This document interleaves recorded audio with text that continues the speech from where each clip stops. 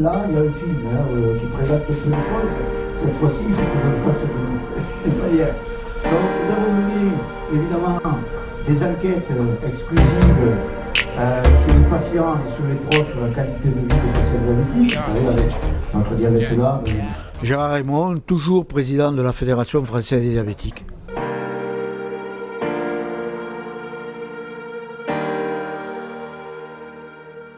On est à l'heure actuelle dans la prise en charge des professionnels de santé vis-à-vis des malades. On est dans une période un peu délicate et difficile.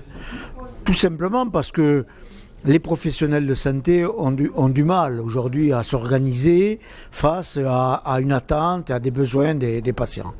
Je pense que notre système de santé a perdu tout son sens, a perdu toute organisation. Et que ce n'est pas de reporter la faute aux professionnels de santé ou aux patients ou à l'organisation, c'est certainement aujourd'hui une nécessité de refonder totalement notre système de santé, le rôle de chacun, de voir comment on peut répondre aux attentes et aux besoins des patients et particulièrement des patients chroniques. Notre système de soins n'est pas fait pour les patients chroniques. Comment on peut effectivement tous ensemble travailler à une refondation de notre système de santé en y mettant certainement beaucoup plus d'humanisme que ce que l'on a aujourd'hui.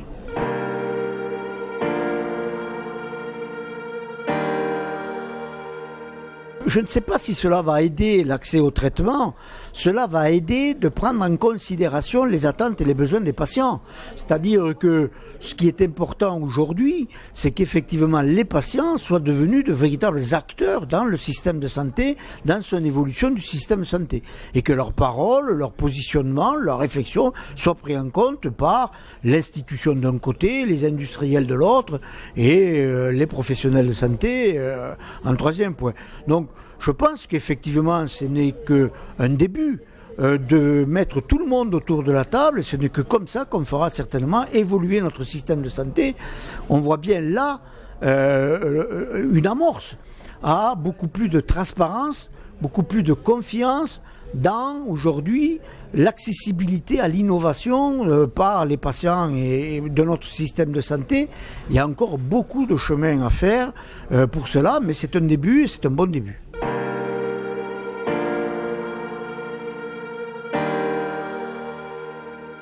Au contraire, quand je parle d'une médecine humaniste, je parle donc d'une nécessité qu'il y ait un échange avec l'ensemble des professionnels de santé et le patient, et que la parole du patient soit prise au même titre, avec la même valeur que celle d'un professionnel de santé.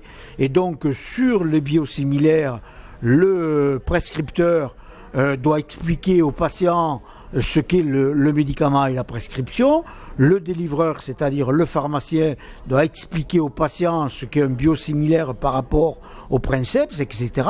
Le patient doit effectivement, après avoir eu ces explications, avoir son propre jugement et son propre comportement. Et ce n'est que dans un échange de confiance avec l'ensemble des acteurs, y compris évidemment avec le patient, qu'effectivement les biosimilaires doivent se développer. Donc non, au contraire, c'est de l'humanisme.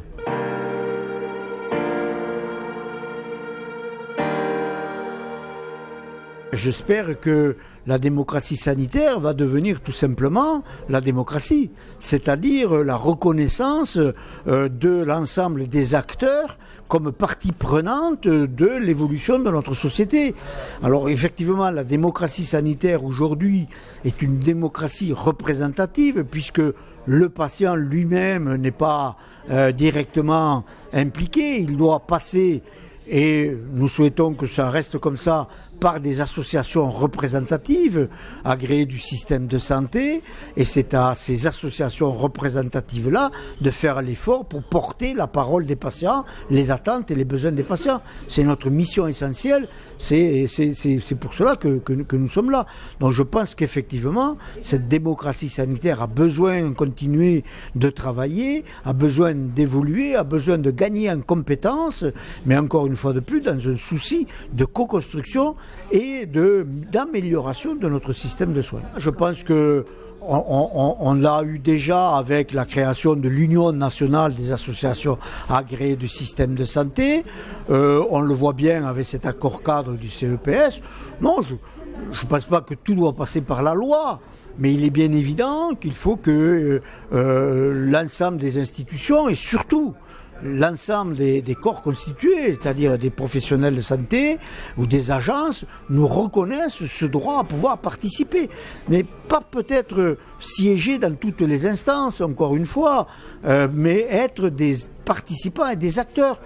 Encore une fois, on l'a vu dans le CEPS où nous avons pris un accord cadre intelligent. On disait aussi il y a quelque temps qu'on voulait participer aux négociations conventionnelles à l'assurance maladie. Je ne suis pas sûr que ce soit participer physiquement aux négociations conventionnelles, mais qu'on soit informé obligatoirement par les parties prenantes de ces négociations conventionnelles des avancées et qu'on puisse émettre des avis, ça nous intéresse.